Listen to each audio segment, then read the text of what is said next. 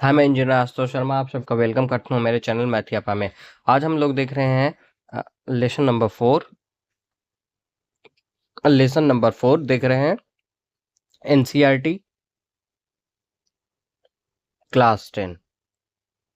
ये अभी जो आपके रेलवे स्पेशल बैच चल रही है आपकी एएलपी जेई एनटीपीसी टेक्नीशियन, इन सब में जो है यहाँ से एनसीईआरटी से क्वेश्चन सीधे सीधे तौर पे आ जाते हैं। और आपके जो है बोर्ड के एग्जाम भी चल रहे हैं, बच्चों होने वाले हैं बच्चों के, तो उसके लिए भी ये जो है बहुत महत्वपूर्ण क्लास है। तो आइए स्टार्ट करते हैं अपना चैप्टर नंबर 4। चैप्टर नंबर 4 क्या कहता है? कार्बन एवं उसके यौगिक। ठीक, आज हम लोग देखने वाले हैं कार्बन और उसके यौगिक के बारे में पढ़ने वाले हैं। क्या कुछ खास है इसमें, आइए एक तरफ से स्टार्ट करते हैं। आप देख सकते हैं कि जो भोजन होता है, ठीक, जो भोजन जिसको हम लोग खाते हैं, कपड़े पहनते हैं, दवाओं को खाते हैं, ठीक, पुस्तक है जिनसे हम लोग पढ़ते हैं, और भी ऐसी चीजें हैं और भी ऐसी वस्तुएं हैं जिनका यूज जो है हम लोग करते हैं। और लगभग चीजें जो है आपकी किस पे आधारित होती हैं? कार्बन पर आधारित होती हैं। इसका मतलब ये कि उन सब चीजों में जो है कार्बन का अंश जो है मिला होता है। ठीक ना, कार्बन जो होता है वो क्या होता है, उसमें मिला होता है, मिक्सअप होता है। ठीक है, ठीक। और अगर आपको कभी मौका मिले तो आप इन चीज़ों को जो है जो है एक आध चीज़ों को ले करके आप उसको जलाइए, और उसके बाद जब उसमें से धुआं निकलेगा या फिर जब वो जलेगा तो आप उसमें से देखिए कि वो चीज़ें कैसी आपको दिखाई दे रही हैं, क्या चीज़ें उसमें हो रही हैं। ठीक है, और इन सब के अलावा अगर बात की जाए तो जो सभी सजीव संरचनाएं हैं वो कार्बन पर आधारित होती हैं। ठीक है, और जो भूपर्पटी है, मतलब आपका जो जमीन है, जमीन के अंदर, और जो वायुमंडल है आपका, जो ये चारों तरफ जो आपका एटमॉस्फेयर है, उसमें जो कार्बन है वो बहुत जो है अल्प मात्रा में जो है प्रेजेंट होता है। अगर बात की जाए भूपर्पटी की बात की जाए, जैसे कार्बोनेट हो गया, हाइड्रोजन कार्बोनेट हो गया, कोयला हो गया, पेट्रोलियम हो गया, इन सब में जो कोयला है आपका जो है 0.02%, कितना, 0.02% जो है अवेलेबल है। बस बस इतना जो है ये कार्बन अवेलेबल है, उसके बाद जो है इतना तहलका मचा रखा है। ठीक है, अगर मैं बात करूं वायुमंडल की, वायुमंडल में जो है कितना है, 0.03% के आसपास जो है कार्बन डाइऑक्साइड उपस्थित है। ठीक है, 0.03% के आसपास जो है कार्बन डाइऑक्साइड उपस्थित है। फिर जो है इतना ज्यादा तहलका मचा हुआ है, लोगों को सांस लेने में दिक्कत है, ये सब। अगर ये चीजें और ज्यादा बढ़ती चली गई तो सोचिए क्या होने वाला है फिर। ठीक, और ये चीजें आगे बढ़ेंगी भी। ठीक ना, कार्बन का जो परसेंटेज वो आगे बढ़ेगा भी, क्योंकि यहाँ पे हम लोग जो कुछ भी यूज कर रहे हैं ऑलमोस्ट जो है कार्बन से ही रिलेटेड चीजें यूज कर रहे हैं। और जब उसको जलाते हैं तो उसमें से जो धुआं निकलता है उसमें कार्बन के जो है अंश पाए जाते हैं। तो आप समझिए उससे क्या क्या जो है अज्ञान हो रहा, हम लोग कार्बन डाइऑक्साइड की मात्रा को बढ़ा रहे हैं। जब इतना सा आपका इत्तू सा है तो फिर इतना उत्पाद मचा के रखा है, जब थोड़ा सा और बढ़ जाएगा तो सोचिए क्या होने वाली हैं चीजें।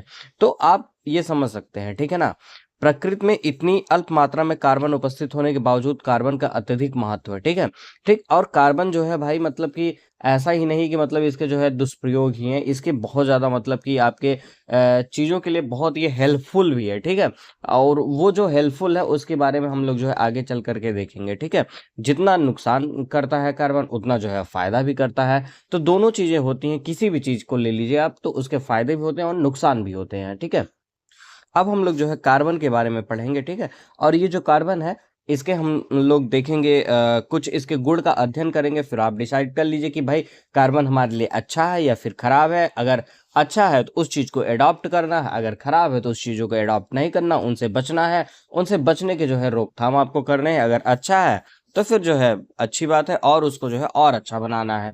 अगर बात की जाए कार्बन में आबंधन की, मतलब कि कार्बन में जो है कौन से बॉन्ड होते हैं, ठीक ना, जो कार्बन है आपका, ठीक है, जो कार्बन है वो अगर बॉन्ड बनाता है तो कौन सा बॉन्ड बना रहा है? ठीक है, तो उसके पास जो बॉन्ड होगा वो कौन सा होगा? सहसंयोजी बॉन्ड होगा। ठीक, जिसको हम लोग बोल सकते हैं कोवैलेंट बॉन्ड। ठीक है, कोवैलेंट बॉन्ड बोल सकते हैं, कोवैलेंट बॉन्ड बोलते हैं। ठीक है, सहसंयोजी आबंध के लिए ये जो है हमेशा तत्पर रहता है।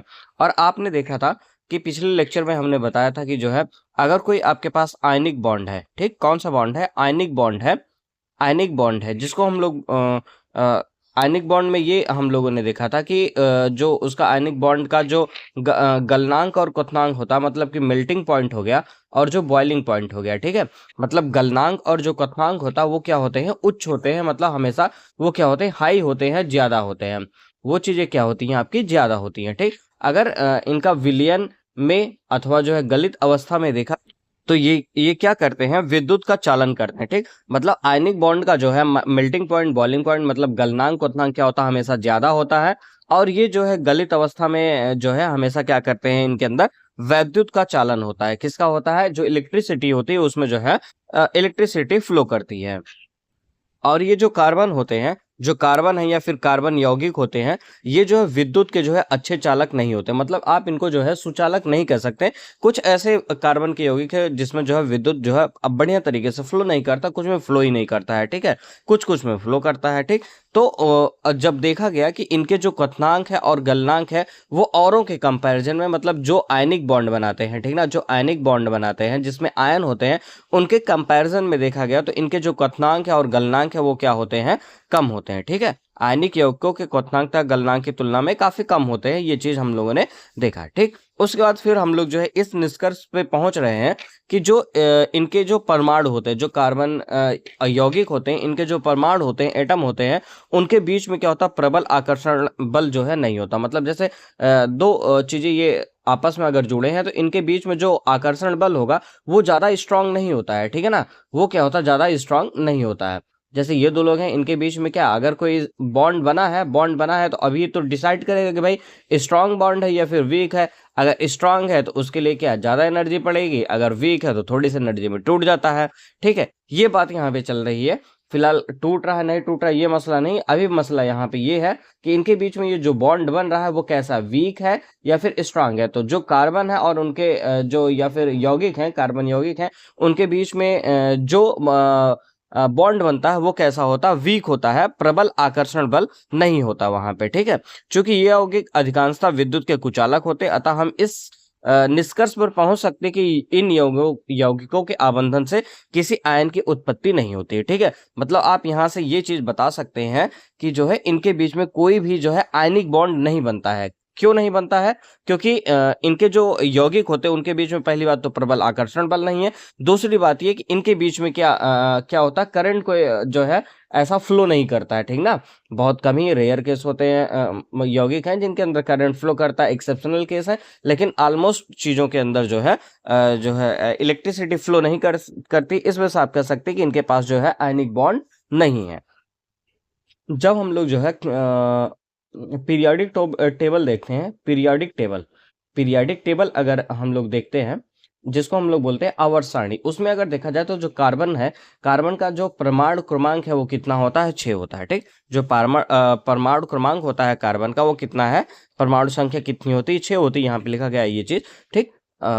और आप पिछले क्लास में देखे होंगे कि मतलब क्लास 9th में जब किसी का आप इलेक्ट्रॉनिक विन्यास करते हैं तो कुछ इस तरीके से, जैसे 6 है तो आप क्या करेंगे, जो पहला सेल होता है उसको 2 देते हैं, बाकी जो बचता है उसको जो है आउटर मोस्ट सेल में दे देते हैं, ठीक। तो यहाँ पे क्या बच रहा है, 4। और ये हमेशा क्या करेगा, अपने आप को कंप्लीट करना चाहता है, ठीक। और जो बाहर होता है, जो बाहरी सेल है, जैसे मतलब कि जो आपके सेल हो गए वो 4 हो गए, KLMN हो गया, ठीक। तो ये आपका जो है 2 हो जा रहा है। तो उसके बाद फिर क्या होता है, 8 की जो है इच्छा रखता है, वो 8 जो है उसको आउटर मोस्ट में जो है कंप्लीट यहाँ पे चाहिए होगा। ये जो 4 है ये क्या बनने की कोशिश करेगा, 8 बनने की जो है आपकी कोशिश करेगा, ठीक। तो अब इसके पास एक ये ऑप्शन हो गया, या तो ये 4 को क्या करेगा, किसी और को दे देगा, 4 क्या करेगा, किसी और को दे देगा, या फिर 4 किसी और से ले लेगा, ठीक। 2 ही केस हो सकता है इसके साथ में। आप यहाँ पे देखिए ये जो है ये या तो ये 4 इलेक्ट्रॉन प्राप्त करेगा, ठीक ना। प्राप्त करने का मतलब जैसे सी है, ये भाई साहब है अपने पास, इनके पास 4 है, अगर इनके पास कोई आती है कोई आता है, इनको जो है 4 दे देता है, ठीक है। जब 4 दे दिया तो ये क्या कर्जे में चले गया, तो ये इनके पास क्या होगा, 4 माइनस इन्होंने ले लिया, ठीक है।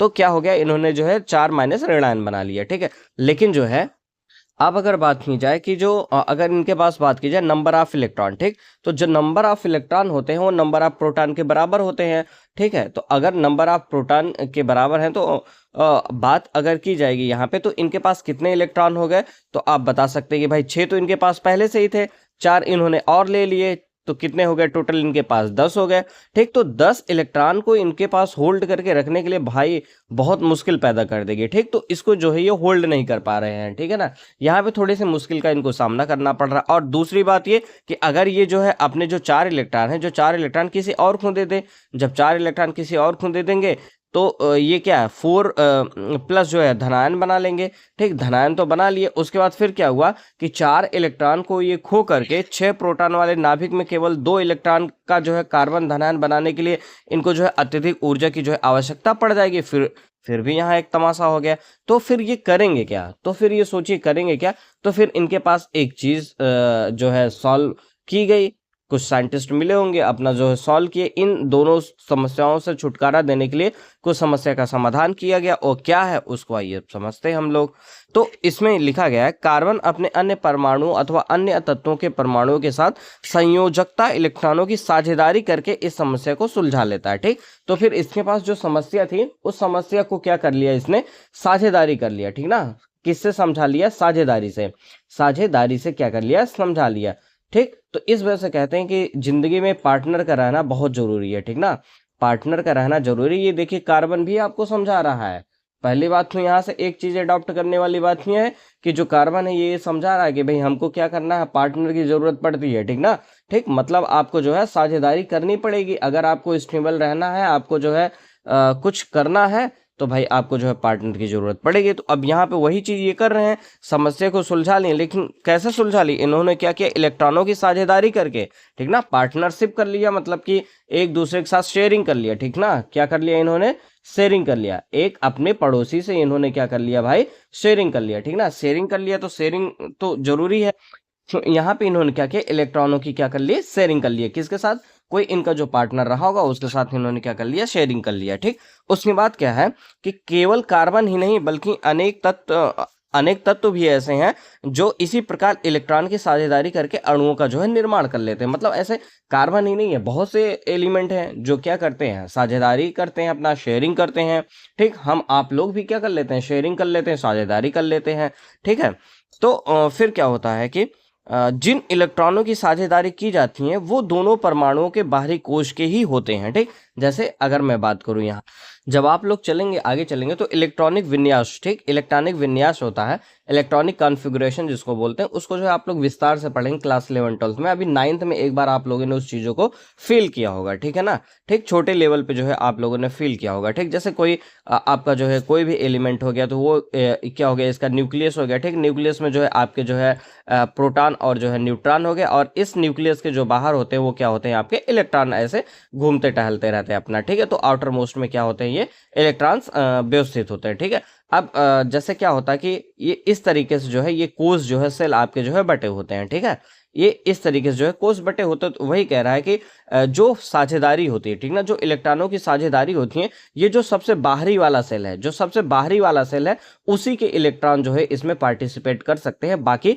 अंदर वाले इलेक्ट्रॉन पार्टिसिपेट नहीं कर सकते। जो बाहर होगा वही कर पाएगा, अदरवाइज कोई नहीं कर पाएगा। ठीक है ना, ठीक, तो अब बात ये चल रही है इसमें कि जो साझेदारी वाले हाँ ये देखिए वे दोनों परमाणु के बाहरी कोश के ही होते हैं तथा इनके फलस्वरूप दोनों ही परमाणु उत्कृष्ट गैस विन्यास की स्थिति को प्राप्त करते हैं। उत्कृष्ट गैस की स्थिति का मतलब आप समझ रहे हैं, जैसे मैंने बताया कि कार्बन के जो बाहरी सेल हैं उसमें कितना इलेक्ट्रॉन है, 4 है। ठीक है, तो इसको अपना ऑक्टेट कंप्लीट करना है, मतलब कि 8 इसको जो है इलेक्ट्रॉन, जो आपका जो है बाहरी वाला ये जो सेल है, ठीक ना, कार्बन का ये जो बाहरी वाला सेल है, ठीक ना, पहले में क्या 2 आ गया।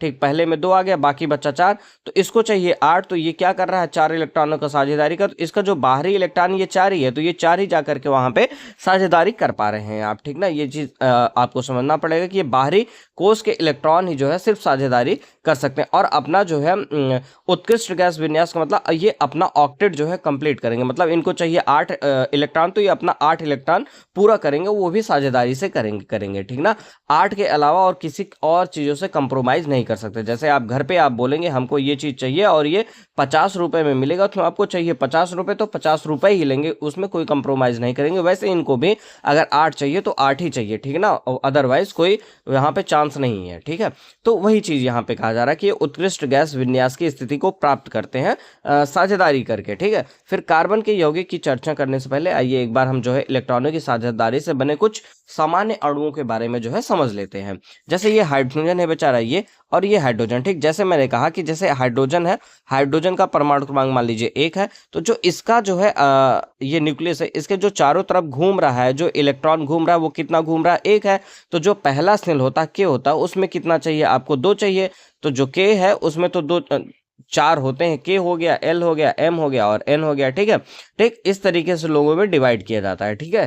तो के है, के में पहला क्या चाहिए, 2 तो चाहिए चाहिए। तो इसमें क्या है, सिर्फ और सिर्फ कितना है अभी हाइड्रोजन के पास कितना, अभी यहाँ पे जो हाइड्रोजन का जो न्यूक्लियस है उसके पास कितना इलेक्ट्रॉन है, 1 ही है। लेकिन इसको चाहिए कितना, 2 चाहिए ना भाई, 2 चाहिए अपना, मतलब कि मतलब कि जो स्टेबल होने के लिए इसको 1 इलेक्ट्रॉन की जरूरत और चाहिए, मतलब टोटल मिला के इसको 2 होना चाहिए, होना पड़ेगा अगर इसको स्टेबल होना है। तो अब यहाँ पे 1 हाइड्रोजन ये है और 1 हाइड्रोजन ये, इन दोनों के पास क्या है, 1 है। अगर इन दोनों को कुछ मिक्स कर दिया जाए, मतलब हाइड्रोजन का 1 ये हो गया, इस हाइड्रोजन का 1 ये हो गया, ठीक। ना तो ये इसको दे रहा है, ना तो ये इसको दे रहा है, ठीक ना। अब दोनों क्या कर रहे हैं, यहाँ पे देखिए, दोनों क्या कर रहे हैं, ये साझेदारी कर रहे हैं, ठीक है ना, मतलब शेयरिंग कर रहे हैं। मतलब चलो भाई, मेरे पास 1 है, तुम्हारे पास 1 है, हम दोनों मिलकर के क्या करते हैं, शेयर कर लेते हैं। जब तुमको जरूरत पड़ेगा तुम ले लेना, जब हमको जरूरत पड़ेगा हम ले लेंगे, ठीक है। तो इस तरीके से देखिए, दोनों इलेक्ट्रॉन का यहाँ पे क्या हो रहा है, शेयरिंग हो गया। तो इस तरीके से आपका क्या बना, H2 एक जो है अणु बन गया, ठीक। यहाँ पे क्या हो रहा है, साझेदारी ऑफ इलेक्ट्रॉन हो रहा है, ठीक है।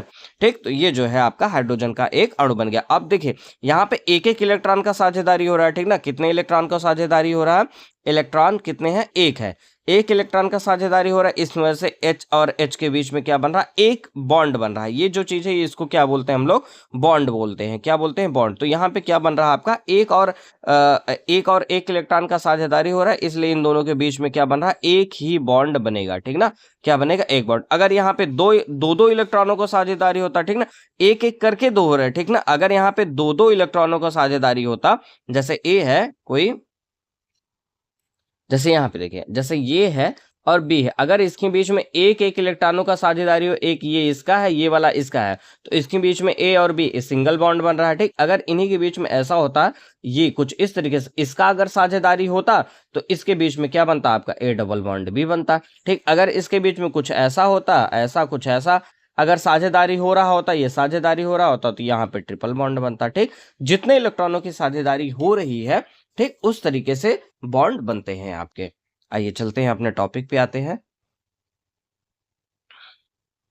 चलिए, अब यहाँ पे देख पा रहे हैं आप, ऑक्सीजन के बीच में देखिए दो इलेक्ट्रॉनों को साझेदारी हो रहा है, ठीक। दो इलेक्ट्रॉनों का कहने का मतलब ये कि आप 2 इलेक्ट्रॉन इसके हैं और 2 इलेक्ट्रॉन इसके हैं, ठीक। टोटल मिला के 4 हैं, ठीक। मतलब एक एटम के जो है 2 इलेक्ट्रॉन, ठीक। अगर 2 इलेक्ट्रॉन का साझेदारी हो रहा है एक एटम के, तो वहां पे डबल बॉन्ड हो गया, ठीक है। अब यहाँ पे नाइट्रोजन देख लीजिए, नाइट्रोजन में कितना, एक एक एक, इस नाइट्रोजन के 3 इलेक्ट्रॉन का साझेदारी है, इस नाइट्रोजन के भी 3 इलेक्ट्रॉन। तो अगर मैं एक नाइट्रोजन के बारे में बात करूं, तो एक नाइट्रोजन के 3 इलेक्ट्रॉन साझेदारी कर रहे हैं, तो इसका मतलब कि एन के साथ यहाँ पे क्या बन जाएगा, ट्रिपल बॉन्ड बन जाएगा, ठीक।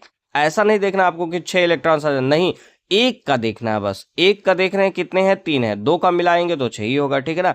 तो एक का देख रहे हैं आप, क्या है, 3 है। और एक्चुअल में देखा जाए तो यहाँ पे 3, ठीक है, सही है।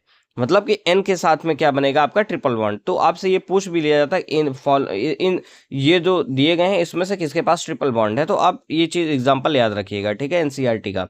नाइट्रोजन के 2 परमाणुओं के बीच में त्रिआबंध होता, अब यहाँ पे 3 बॉन्ड बना, मतलब उसको त्रिआबंध बोलेंगे, ठीक है। हम बात कर लेते हैं मेथेन के बारे में, ठीक ना। मेथेन, जो ये मेथेन है, इसको हम लोग किससे रिप्रेजेंट करते हैं, CH4 से रिप्रेजेंट करते हैं, ठीक।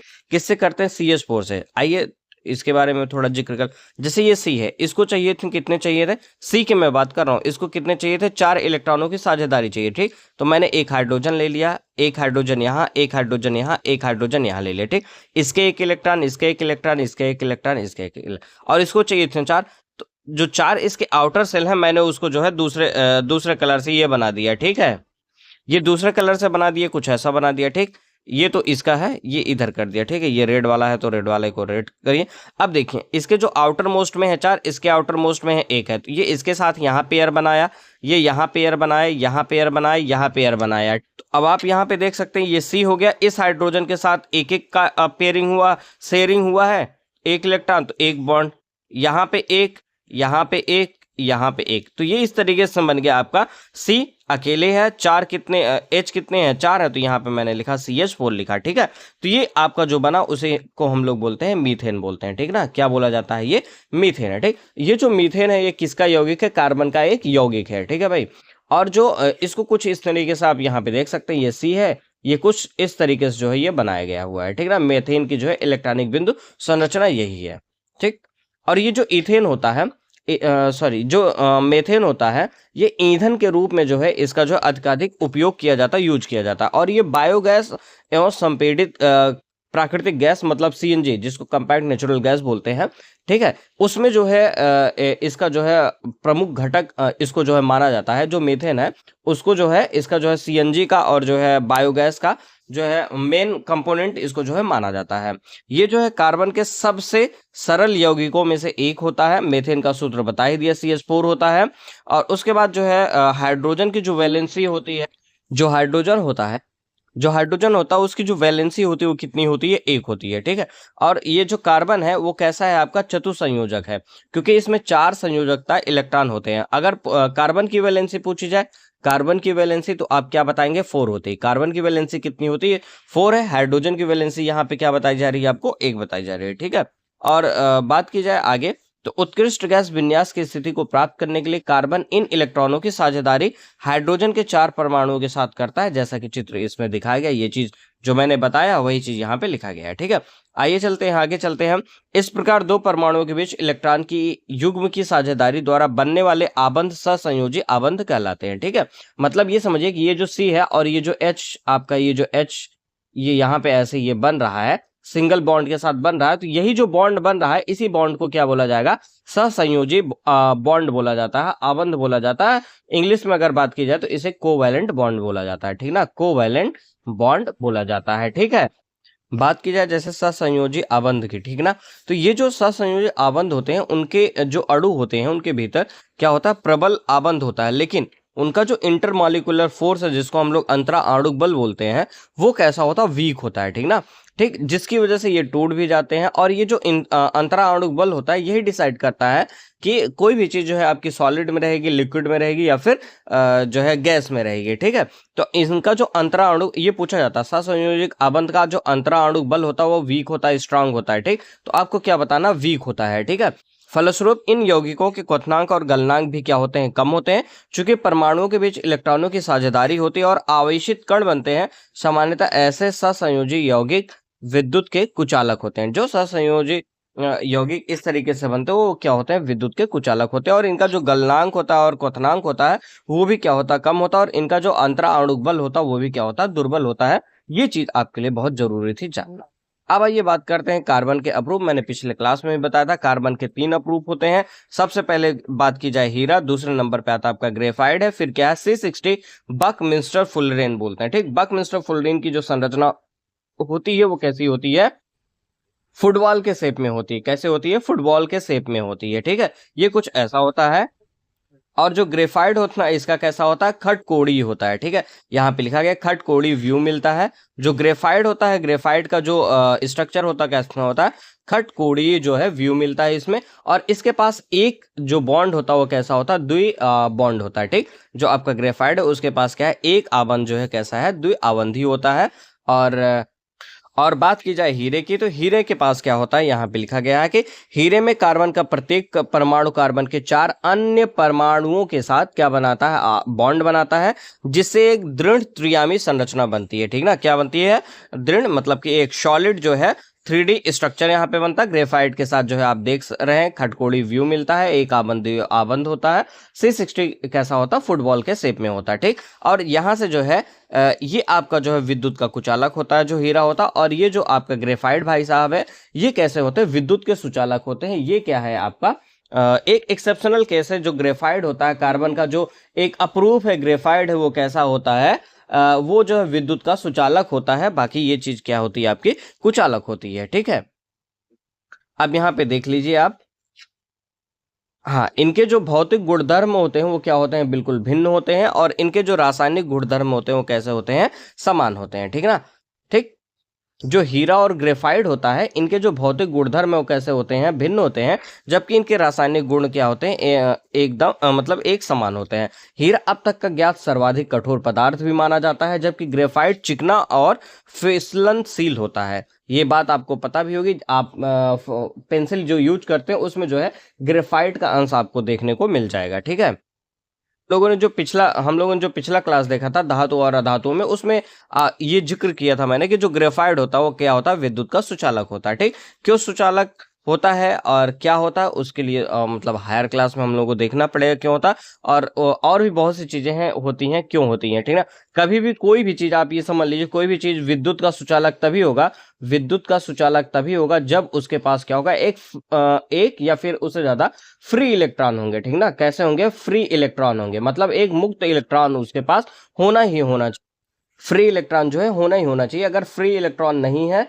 तो जो है करंट फ्लो नहीं करेगा, अगर फ्री इलेक्ट्रॉन है तो वो जो है उसमें करंट फ्लो करेगा और वो विद्युत का सुचालक हो जाएगा। ठीक है, तो इसका मतलब ये ग्रेफाइट के पास फ्री इलेक्ट्रॉन है, कैसा है, आप आगे जो है जानकारी लीजिएगा इसका। ठीक है, बाकी इतनी जो एग्जाम के पॉइंट ऑफ व्यू से जरूरी है ये करिए। और यहाँ पे देखिए एक प्यारा सा जो है डायमंड भी बना रखा है, डायमंड रिंग भी बना रखा है। ठीक ना, अब इसको देख करके आपके मन में ये ना ख्याल आने लगे कि कोई हो उसको हम डायमंड रिंग दे, तो ऐसा ख्याल नहीं रखने का। ठीक है, और ये बताया जा रहा है कि डायमंड रिंग में जो है हम लोग यहाँ पे देखिए, ये जो है ये वाला जो पोर्शन है यहाँ पे हम लोग हीरे का प्रयोग करते हैं, डायमंड का प्रयोग करते हैं। ठीक, इस वजह से जो है ये बनाया गया ताकि आपको मेमोराइज हो जाए। ठीक है चीजें, और यहाँ पे देखिए ये बच्चे को इसलिए बनाया गया क्योंकि ये जो है पेंसिल से लिख रहा है और पेंसिल में क्या होता है आपका, ग्रेफाइट होता है। ठीक है, तो इस वजह से जो है आप लॉजिकली आप इस चीजों को पकड़ सके। ठीक है, ठीक, और ये जो है आपका फुटबॉल के शेप में इसलिए बनाया गया क्योंकि इसका होता भी है, ठीक है, शेप होता भी है C60, और इसको बकमिंस्टर फुलरेन भी बोला जाता है। जो फुलरेन है, फुलरेन कार्बन अप्रूव का अन्य वर्ग है। सबसे पहले C60 की पहचान की गई जिसमें कार्बन के परमाणु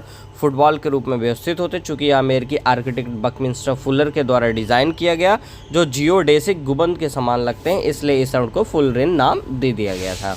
ये कहानी थी C60 बकमिंस्टर फुलरेन के बारे में। ठीक है, बात करते हैं कार्बन की, तो कार्बन के पास एक अपना ऐसा प्रॉपर्टी है, एक ऐसा प्रॉपर्टी है जिसकी वजह से ये अपने आप को बहुत खास बना लेता है। जैसे जो कार्बन है, कार्बन के साथ ही जुड़ जाता है। ठीक ना, कार्बन जो है कार्बन के ही अन्य परमाणुओं के साथ जो है बॉन्ड बना करके एक जो है अद्वितीय क्षमता जो है डेवलप करके जो है एक बहुत बड़ी संख्या में जो है एक अणु बना लेता है। ठीक ना, मतलब ये कि जैसे C है, फिर C है, फिर ये C है, कुछ इस तरीके से ये C जो है, ये जो है C इस तरीके से करके देखिए एक जो है ये चेन बनाती हुई चली जा रही है। ठीक ना, अब आप ये समझिए ये ऐसे नहीं, यहाँ पे भी सब ये क्या हाइड्रोजन लगे हुए हैं। ठीक ना, हाइड्रोजन ये सब लगे हुए हैं, ये हाइड्रोजन लगे हुए हैं ऊपर नीचे, ये हाइड्रोजन है, ये हाइड्रोजन। देखिए यहाँ से एक एक एक एक 4 पूरा हो रहा है ना इसका, एक एक 1 2 3 4 ये पूरा, ये देखिए 1 2 3 4 पूरा, 1 2 3 4 पूरा, ये 1 2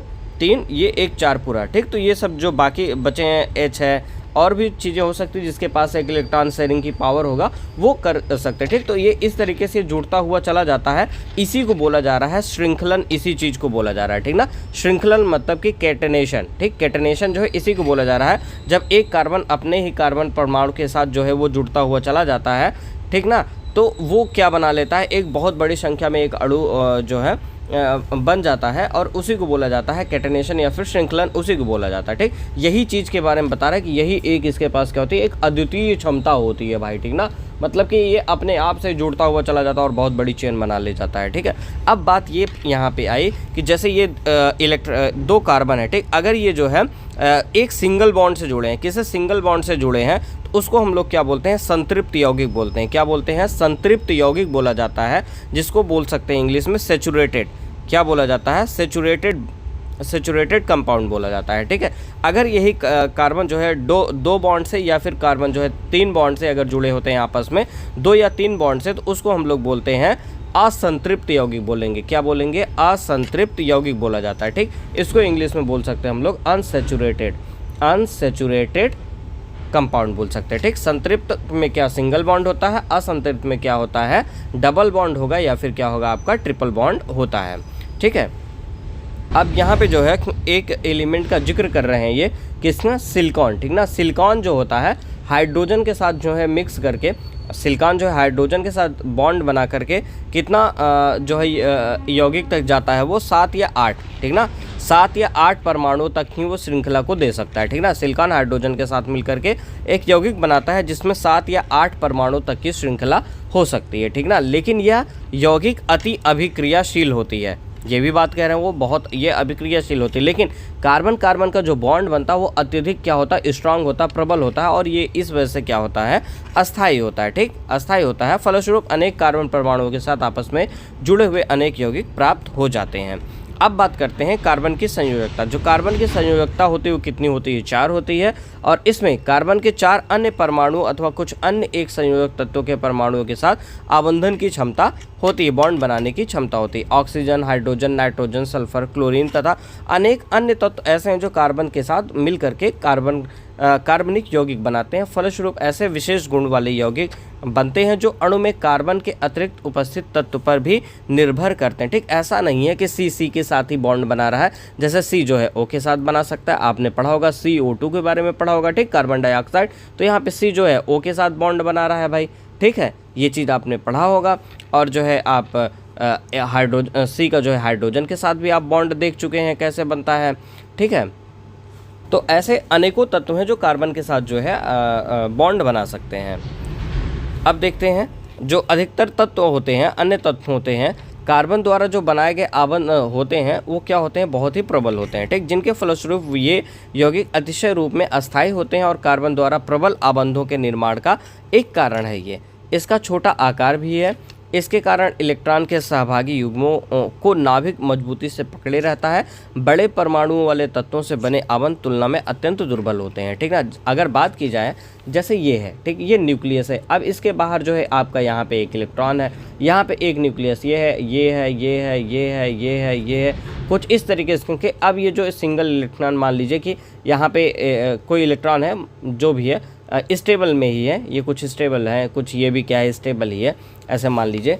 तो अब देखिए ये इसके नज़दीक में है तो इन दोनों का बीच का जो फोर्स होगा थोड़ा ज़्यादा होगा, ये इसके थोड़ा सा दूर है तो इनके बीच में क्या होगा, फोर्स ज़्यादा होगा, ठीक है। फोर्स मतलब फोर्स कम लगेगा इनके बीच में, ठीक, यहाँ पे फोर्स थोड़ा सा ज़्यादा होगा, ठीक है। आप इसको इस तरीके से समझ सकते हैं, जैसे ये आप हो गए, ठीक है ना, ये आप हो गए, और ये क्या हो गया कि आपके महिला मित्र हो गए, ठीक है, ठीक ठीक। और एक और बना लेता हूँ मैं, अब यहाँ पे आप हैं, ये कुछ आप ऐसे हैं, और आपकी महिला मित्र मान लीजिए कि दूसरे स्टेट में चली गई हैं या फिर कहीं और चली गई, बहुत ज़्यादा दूर चली गई हैं, बहुत ज़्यादा दूर चली गई। अब आप दोनों लोग नज़दीक हैं, आप लोगों के बीच में जो फोर्स है, जो लगाव है, ठीक ना, जो अपनापन है, नज़दीक है, तो वो क्या है, थोड़ा सा ज़्यादा है, क्या है, थोड़ा सा ज़्यादा है, ठीक ना, ज़्यादा है। तो अब कोई दूसरा या तीसरा बंदा अगर आए, इस फोर्स को तोड़ना चाहे तो उसको जो है बहुत बल लगाना पड़ेगा, ठीक ना, बहुत फोर्स की ज़रूरत पड़ेगी, मतलब बहुत ज़्यादा मैनिपुलेट करेगा, तब जा कर के आप लोगों के बीच का जो है जो भरोसा है, जो आपसी लगाव है, वो टूटेगा, ठीक है। लेकिन आप लोग दूर हैं, ठीक ना, आप लोग क्या बहुत ज़्यादा दूर हैं, आप लोग जो है एक दूसरे के ऐसे कांटेक्ट में नहीं है, दूर हैं, ठीक है। तो अब यहाँ पे तीसरा व्यक्ति आकर के आप लोगों के बीच के जो अपनापन और जो लगाव है उसको जो है तोड़ने में जो है उसको बहुत कम मेहनत करनी पड़ जाएगी, ठीक है ना। तो आप इस तरीके से इस चीज़ को भी देख सकते हैं कि भाई इस न्यूक्लियस के नज़दीक में यहाँ पे इलेक्ट्रॉन है, तो ये क्या नज़दीक में है, तो इनके बीच में जो फोर्स है वो थोड़ा ज़्यादा लग रहा है, इसको तोड़ने के लिए आपको एनर्जी की ज़रूरत ज़्यादा पड़ेगी, ठीक। और यहाँ पे ये न्यूक्लियस है और यहाँ पे ये इलेक्ट्रॉन है, इनके बीच में जो ये गैप है वो थोड़ा सा क्या हो रहा है, ज़्यादा हो रहा है, तो जिसकी वजह से इसको तोड़ने के लिए यहाँ पे कम एनर्जी की ज़रूरत पड़ेगी और ये आउटर सेल जो है थोड़ा सा मतलब कम एनर्जी लेकर के ये बाहर भाग सकता है, टूट सकता है, ठीक है। ये चीज़ है, ये चीज़ यहाँ पे बताई जा रही है। तो ये वही चीज़ है, वही यहाँ पे इस लाइन में स्पष्ट कर रहा है कि जो बड़े परमाणु वाले तत्व होते हैं उनसे जो बॉन्ड बनते हैं वो क्या होते हैं, दुर्बल होते हैं। किनसे दुर्बल होते हैं, जो छोटे होते हैं, ठीक ना, जो छोटे साइज़ में होते हैं उनके जो युग्मक के नाभिक हैं, इलेक्ट्रॉन के साथ जो मजबूती बना करके उसको पकड़े रहते हैं, वो थोड़ा अच्छा रहता है। बड़े परमाणुओं के कंपैरिजन में वो चीज़ जो है अच्छी रहती है छोटे लोगों के पास में। देखिए ये जो कार्बनिक यौगिक हैं, कार्बनिक यौगिक का मतलब कि ऐसे यौगिक जो कार्बन से मिलते हैं, जिसके अंदर कार्बन का जो है कंपोजिशन देखने को मिलता है, उसको कार्बनिक यौगिक बोलते हैं, ठीक। और ये हम लोगों ने अभी दो इसके विशिष्ट लक्षण के बारे में बात किया। चतुस्संयोजकता मतलब इसके पास 4 वैलेंसी होती है, और श्रृंखलन मतलब किटनेशन की चीज़ हम लोगों ने देखी, ठीक ना। ये इसके प्रॉपर्टीज़ को बहुत ज़्यादा खास बना देते हैं। और अगर बात की जाए कि ये जो कार्बन होते हैं जनरली देखा गया था स्टार्टिंग एज में देखा गया था कि ये जो कार्बन होते हैं वो प्राकृतिक पदार्थों से प्राप्त किए जाते थे, ठीक ना। जो नेचुरल चीज़ें होती थी वहीं से प्राप्त किए जाते थे और ये भी माना गया था या समझा गया था ये जो कार्बनिक यौगिक कार्बन के जो यौगिक हैं अथवा कार्बनिक यौगिक हैं ये केवल और केवल कहाँ से मिलते थे, सजीवों से ही मिलते थे या सजीवों से ही निर्मित होते थे। जैसे आपका प्लांट हो गया, प्लांट हो गया, आप हो गए, ठीक ना। ऐसी चीज़ जो सजीव हैं वो क्या, जैसे प्लांट हो गया, प्लांट क्या हो गया, गिर गए, मतलब टूट टाट के गिर गया और ज़मीन के अंदर धंस गया और वहाँ पे पानी इकट्ठा हो गया तो वो बाद में चल करके कोल के फॉर्म में कन्वर्ट हो जाते थे और वो कार्बन के का जो है उनके अंदर अंश हो जाता था, ठीक है। जैसे आप हम सब लोग हो गए, ठीक ना। हम लोग सब लोग जब जलते हैं तो क्या काला काला धुआं निकलता है, ठीक है। तो उसकी वजह से जो है वहाँ पे भी देखने को मिला कि हमारे अंदर भी क्या है कार्बन का थोड़ा बहुत अंश मिलता है, ठीक। तो लोगों ने उस समय यही समझा कि जो है जो सजीव हैं उन्हीं के पास ही सिर्फ जो है ये क्षमता है कि वो जो है कोल नहीं कार्बन, ठीक ना, कार्बन को जो है वो बना सकते हैं, मतलब कार्बन वहीं से जो है निर्मित होता है, ठीक। और ये मान भी लिया गया था कि अर्थात यह माना गया कि उनके संश्लेषण के लिए एक जीवन शक्ति आवश्यक है। मतलब अगर आपको कार्बन को प्राप्त करना है तो उसके लिए आपके पास क्या होना चाहिए, एक जीवन शक्ति, मतलब कि एक जीवन तो होना ही चाहिए, ठीक ना। चाहे प्लांट के रूप में है चाहे किसी के भी रूप में हो, ठीक। क्योंकि ये बताया गया कि ये कहाँ पे मिलते हैं, सिर्फ और सिर्फ सजीवों से मिलते हैं, ठीक। लेकिन 1828 में जो है फ्रेडरिक वोलर ने, किसने, फ्रेडरिक वोलर, इस नाम को याद रखिएगा, बहुत बेहतरीन है ये नाम, ठीक ना। जो ये फ्रेडरिक वोलर हैं इन्होंने क्या बनाया, अमोनियम साइनेट से क्या बना दिया, यूरिया बना दिया, ठीक ना। अमोनियम साइनेट से इन्होंने क्या बना दिया, यूरिया बना दिया, ठीक। और इस बात को उन्होंने क्या कर दिया, असत्य जो है प्रमाणित कर दिया, ठीक। अमोनियम साइनेट क्या था, इसमें जो है कार्बन के कंटेंट नहीं थे, तो वहाँ से इन्होंने यूरिया बना दिया और यूरिया के अंदर जो है कार्बन के कंटेंट मिल गए, ठीक ना, कार्बन के जो है कंटेंट पाए गए। तो और फिर जो है उन्होंने यही बताया कि भाई ये जो है सजीव से तो नहीं मिला है, जो अमोनियम साइनेट से इन्होंने यूरिया बनाया उसके अंदर कार्बन के कंटेंट है, और ये यूरिया क्या है आपका, जो अमोनियम साइनेट है ये क्या है आपका जो है नेचुरल वो लिविंग थिंग तो है नहीं, सजीव तो है नहीं, तो फिर भाई मेरा यूरिया तो नहीं बनना चाहिए था, लेकिन यूरिया बन गया, इसके अंदर कार्बन है। तो आप जो कह रहे थे वो बात यहाँ पे क्या हो गई भाई, पूरे तरीके से असत्य खारिज हो गए, ठीक। तो यही फ्रेडरिक वोलर साहब थे, इनका ये इतना बड़ा योगदान है, ठीक ना। तो इन्होंने अमोनिया बना दिया। उसके बाद फिर क्या हुआ, लेकिन कार्बाइड, कार्बोनेट तथा बाइकार्बोनेट जो साल्ट हैं के अतिरिक्त सभी कार्बन यौगिक का अध्ययन अभी भी कार्बनिक रसायन के अंतर्गत किया जाता है, ठीक। ये जो चीज़ें हैं कार्बाइड, कार्बोनेट, बाइकार्बोनेट के जो साल्ट है इन सब को छोड़ करके बाकी जो भी कार्बनिक यौगिक हैं उन सबको जो है कार्बनिक रसायन के अंतर्गत पढ़ा जाता है, ठीक। अब जब आगे क्लास में आप चलेंगे केमिस्ट्री की जब क्लास आप आगे देखेंगे तो उसको जो है दो कैटेगरी में ऐसे बांट दिया जाता है। एक हो जाता है आपका कार्बनिक हो जाता है, दूसरा क्या हो जाता है अकार्बनिक, मतलब जिसमें कार्बन ही कार्बन होंगे उसके बारे में पढ़ेंगे और जिसमें कार्बन नहीं होंगे उसके बारे में पढ़ेंगे हम लोग। तो वहाँ से चीज़ें अलग हो जाती हैं। फिलहाल अभी हमको सिर्फ इतना जानना है कि जो यूरिया है, ठीक, उसको वोलर साहब ने बनाया था, 1828 में बनाया था और अमोनियम साइनेट से इसको जो है मिला था। और उन्होंने ये बात गलत कर दी है कि कार्बन जो है सिर्फ सजीवों से ही मिलता है, ये बात उन्होंने गलत साबित कर दिया था। अब बात करते हैं संतृप्त और असंतृप्त कार्बन के यौगिक। संतृप्त का मतलब बताया था जिसमें सिंगल बॉन्ड होता है, असंतृप्त मतलब जिसमें डबल या फिर ट्रिपल बॉन्ड पाया जाता है, उसे हम लोग क्या बोलते हैं, असंतृप्त कार्बन यौगिक बोलते हैं। जैसे आप ये देखिए CC है, इसके बीच में क्या सिंगल बॉन्ड है। अब आगे चलते हैं कुछ ऐसे, यहाँ पे भी आप देख सकते हैं सबके बीच में सिंगल बॉन्ड है, ठीक है। जो बोर्ड के एग्ज़ाम देने वाले बच्चे हैं वो ये चीज़ को याद रखेंगे, ये पूछ सकता है कि एथेन के इलेक्ट्रॉन बिंदु की संरचना क्या है, एथेन की, ठीक है। उसके बाद यहाँ पे आप देख सकते हैं ईथेन की क्या होती है, इसमें डबल बॉन्ड पाया जाता है, ये कुछ इस तरीके से ये लिखा जाता है, ठीक है। आप इसको देख सकते हैं। ये मेथेन का CH4 और ये इस तरीके से संरचना है, एथेन C2H6 है, ये इस तरीके से, प्रोपेन C3H8 है, इस तरीके से इसकी संरचना है। ब्यूटेन मतलब C4H10 है, इसका संरचना ये है। पेंटेन मतलब C5 ये है, कुछ इस तरीके से। हेक्सेन कुछ ऐसा है, ये इस तरीके से लिखा है। अब देख लीजिए यहाँ पे मेथेन, ठीक, मेथेन जहाँ पे सिंगल कार्बन रहेगा क्या रहेगा, एक कार्बन रहेगा, ठीक ना। देखिए जो कार्बन है आपका,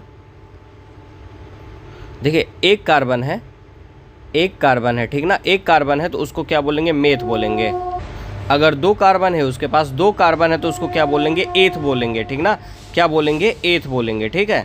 अगर 3 कार्बन है, 3 कार्बन है तो उसको बोलेंगे प्रोप बोलेंगे, क्या बोलेंगे, प्रोप बोलेंगे, प्रोप, ठीक। अगर 4 कार्बन है तो उसको क्या बोलेंगे, ब्यूट बोलेंगे, क्या बोलेंगे, ब्यूट, ठीक, ब्यूट।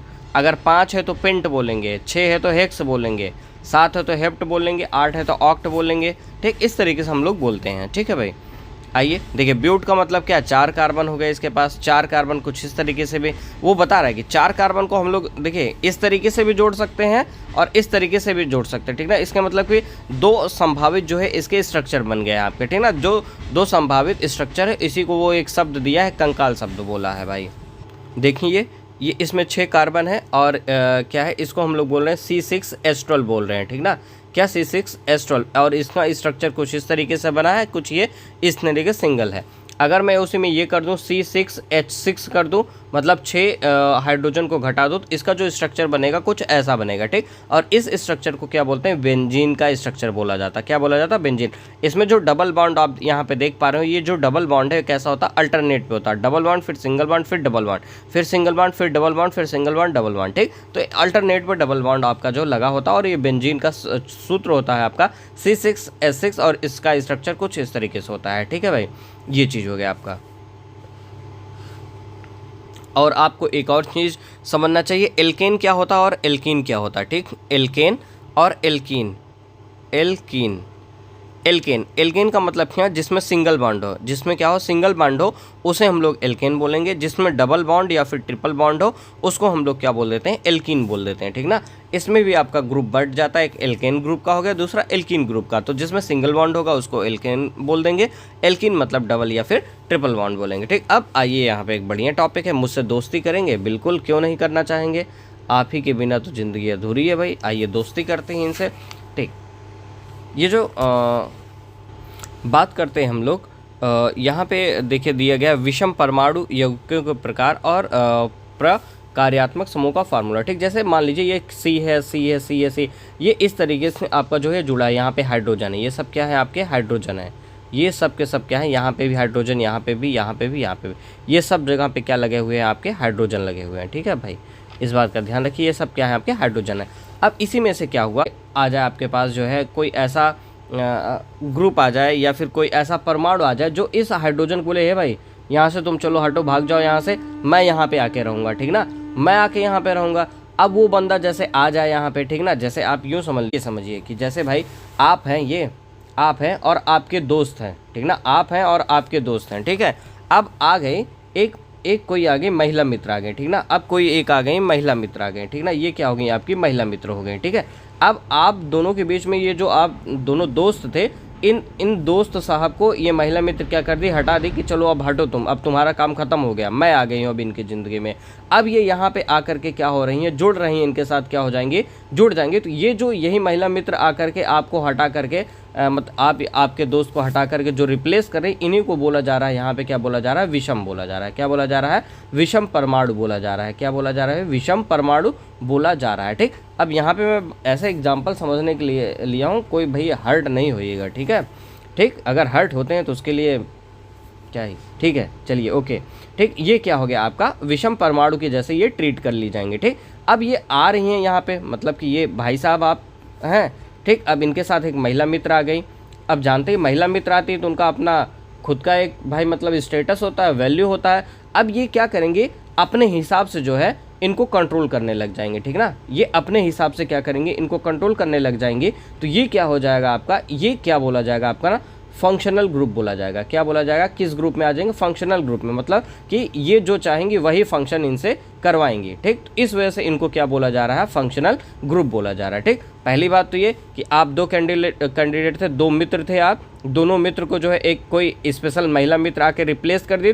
ये जो महिला मित्र हो गए इन्हीं को बोला गया क्या, विषम परमाणु बोला गया। विषम परमाणु इनके पास आकर के क्या हो गया, अब इनके साथ जो है डायरेक्टली जुड़ गए, ये इनको हटा करके अब ये जो है इनको अपने तरीके से जो है चलाने की कोशिश कर रहे हैं। तो इस वजह से इनको क्या बोला गया है, एक फंक्शनल ग्रुप बोल दिया गया, ठीक। मतलब ये कि अगर इस पूरे ग्रुप में एक विशेष कोई ग्रुप आकर के जुड़ जा रहा है, क्रियात्मक समूह आकर के जुड़ जा रहा है, तो वो क्या करेगा, इस पूरे सिस्टम का जो है एक प्रॉपर्टी जो है उसको चेंज कर देगा, ठीक ना। पूरे सिस्टम की प्रॉपर्टी को क्या कर देगा वो भाई साहब मेरे, चेंज कर देगा। वो अपने हिसाब से चीज़ों को जो है फिर शो करने लग जाएगा, अपने हिसाब से बॉइलिंग पॉइंट, मेल्टिंग पॉइंट, अपने हिसाब से लोगों के साथ रिएक्शन करना नहीं करना, वो सब कुछ वो खुद ही डिसाइड करने लग जाएगा। उसी को बोला जाता है प्रकार्यात्मक समूह बोला जाता है, या फिर फंक्शनल ग्रुप बोला जाता है, उसी को बोला जाता है। तो आइए यहाँ पे कुछ ग्रुप दिए गए हैं, उनके बारे में देख ले। अब यहाँ पे देख लेते हैं, जैसे विषम परमाणु की बात करें तो Cl और Br, मतलब Cl मतलब क्लोरीन, Br मतलब ब्रोमीन, ठीक। इनको हेलो ग्रुप भी बोला जाता है, क्लोरो ब्रोमो, और इनको क्या है, एल्केन बोला जा रहा है, मतलब इनके बीच में सिंगल बॉन्ड बनेगा, ठीक है। तो हाइड्रोजन परमाणु को प्रतिस्थापित करके ये कुछ इस तरीके से आके जुड़ जाते हैं, ठीक है। ये आपके जुड़ गए हैं, ठीक है। अब क्या है, एक है ऑक्सीजन है, ऑक्सीजन में जो है कुछ इस तरीके से एल्कोहल मतलब OH, कार्बन के साथ यहाँ पे क्या जुड़ेगा, ये आकर के OH अगर जुड़ गया है वहाँ पे, ठीक है ना, तो ये पूरा जो है चीज़ों को चेंज कर देगा, ठीक। तो जैसे हम लोग बोलते हैं कि इथेनॉल, ठीक ना, एल्कोहल है तो मतलब इथेनॉल, मेथेनॉल, ठीक। तो ये क्या है, आपका एक तरीके का एल्कोहल हो गया, और एल्कोहल का जो ये ग्रुप है क्या है, OH है। अगर ये नहीं रहेगा तो आप समझिए कोई एल्कोहल वहाँ पे नहीं, एल्कोहल की प्रॉपर्टी नहीं आ रही है, ठीक। अगर एल्डिहाइड है, एल्डिहाइड में क्या होता है, CHO होता है, ठीक। तो ये जो है इसका इलेक्ट्रॉनिक संरचना है, मतलब कि ये जो स्ट्रक्चर बना करके दिया गया, CHO में H जो है सिंगल बॉन्ड से, O जो है डबल बॉन्ड से जुड़ा होता है, ठीक है, ठीक।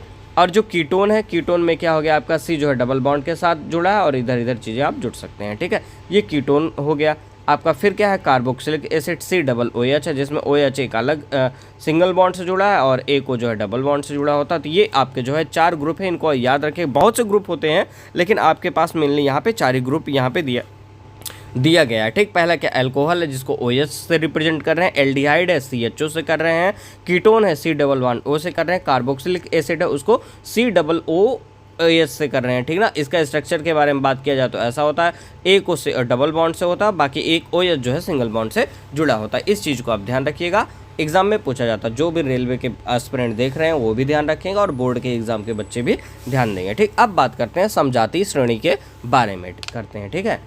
समजातीय श्रेणी को जो है नेक्स्ट लेक्चर में कवर करेंगे। ये बहुत बड़ा लेक्चर हो गया है, ठीक है। इसका पार्ट भी कर देंगे, पढ़ा देंगे, ठीक है। तो अब क्लास यहीं तक रखते हैं। Okay, thank you. अगर वीडियो अच्छा लगा हो तो प्लीज़ लाइक, शेयर और सब्सक्राइब करना ना भूलिएगा, और अपने दोस्तों को भी शेयर कर दीजिएगा। जो पेपर है बोर्ड वालों का जो है 19 या 18 या 17 से शायद स्टार्ट होने वाला है, आस ही पास से स्टार्ट होगा, लेकिन साइंस का पेपर है, काफ़ी दिन है, उसमें गैप है, तो आप इसको पढ़ सकते हैं। और जो रेलवे एस्पिरेंट है उनके लिए जो है लोको पायलट का तो एक पेपर हो चुका है, फिर बाकी जो है कल 16 में है, उसके बाद जेई वालों का जो है 19, 20 और 25 में है। उसके बाद फिर जो है आपका NTPC की भी डेट आ गई है, NTPC की भी डेट आ चुकी है, तो उन सब के लिए ज़रूरी, और ग्रुप डी वालों के लिए भी ये बहुत ज़्यादा ज़रूरी है। तो आप सब लोग इस वीडियो को प्लीज़ देखते रहिए और इन्जॉय करिए। कोई दिक्कत हो तो कमेंट बॉक्स में आप जो है मैसेज को डाल सकते हैं, और जो चीज़ें नहीं समझ में आई वो भी कर सकते हैं। और अगर अच्छा लग रहा हो वीडियो तो प्लीज़ लाइक और शेयर ज़रूर कर दीजिएगा।